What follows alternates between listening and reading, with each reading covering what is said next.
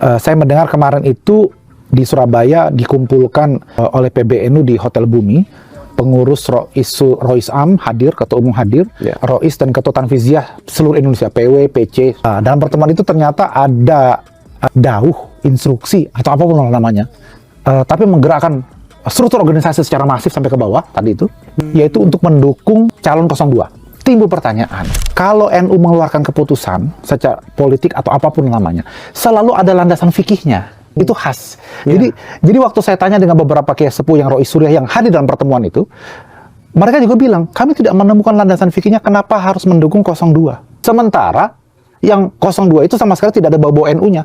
Yang ada bau-bau NU-nya adalah 01, 03. Kalaupun mendukung 01, 03 yang ada bau-bau NU-nya, tetap ada landasan fikihnya dong yang disodorkan. Kan gitu kan? Nah ini landasan fikihnya ini yang tidak dijelaskan, yang kemudian menyulitkan para Rois Suriah wilayah dan cabang untuk menjelaskan kepada umat, kenapa 02? Kenapa tidak memprioritaskan pasangan calon yang ada orang NU-nya? Di 01 ada Caimin, Zuriah dari pendiri NU, dari KB Samsuri, ada Prof. Mahfud MD, Prof. Mahfud yang kemudian sahabat dekat Gus Dur, sementara Prabowo Gibran yang memang bukan tradisinya, bukan ke sana gitu ya. Kenapa itu dipilih? Itu menjadi pertanyaan. Karena itu saya sudah matur dengan sejumlah kiai sepuh. Saya mau menggulirkan apa yang saya sebut adalah mari kita menjaga kembali marwah NU. Harus ada suara-suara lain yang didengar publik bahwa NU itu tidak semuanya mendukung paslon tertentu. Harus ada suara-suara yang didengar oleh elemen bangsa lain bahwa juga ada para NU di luar struktur, di luar PBNU yang kemudian masih ingin memainkan politik kebangsaan, bukan politik kekuasaan. Orang juga bertanya, apa sih yang didapat oleh PBNU? Konsesi-konsesi politik apa? Betulkah rumor yang ada bahwa NU akan dapat tambang, konsesi tambang? Misalnya. Dan itu kalaupun ada, apakah itu baik buat NU? Worth it kah gitu ya? Untuk ditukar dengan politik kekuasaan, bukan kebangsaan, dan menggadaikan marwah NU misalnya. Kalau benar itu ya, misalnya. Dan saya merasa bahwa kenapa sih retorikanya itu ternyata netral tapi ternyata tidak netral gitu. Mumpung belum terlambat gitu ya. Saya kira saya tidak mungkin menggurui Rois Am.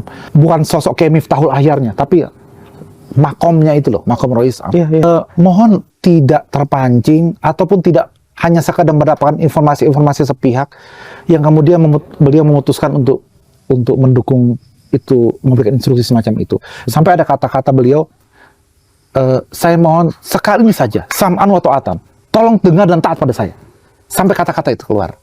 Dan itu saya confirm dengan sejumlah pihak, keluar kata-kata itu dari beliau. Itu kan menunjukkan bukan hanya sekedar instruksi, tapi memohon. Seorang sahibul makom, pemilik makom seperti Rois Am, tiba-tiba, saya ngomongnya enak, ini saya merinding, memohon untuk anak buahnya gitu loh ya, di tingkat dan cabang itu mentaati dan mendengar dia gitu loh, mendengar beliau gitu. Rasanya itu bukan tradisi kita gitu. Karena biasanya ya kalau Rois Am begitu sekali dawuh ya semua ngikut gitu. Tapi harus ada landasan fikihnya. Nah, itu yang kemudian jadi pertanyaan. Apa landasan fikihnya? Hanya mendukung paslon tertentu. Satu itu.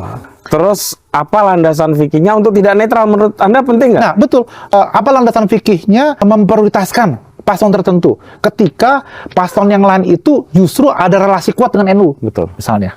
Ini pertanyaan-pertanyaan yang harus dijawab, dijelaskan. Karena tradisi NU kan tradisi bahsul masail, tradisi mendiskusikan, mencari pemecahan persoalan itu secara fikih. Khas NU itu. Kalau tidak ada landasan fikihnya ya bukan NU kan begitu. Ya. Jadi saya kira ini perlu kemudian menjadi wacana publik, menjaga marwah NU agar tidak terseret pada politik kekuasaan sesaat.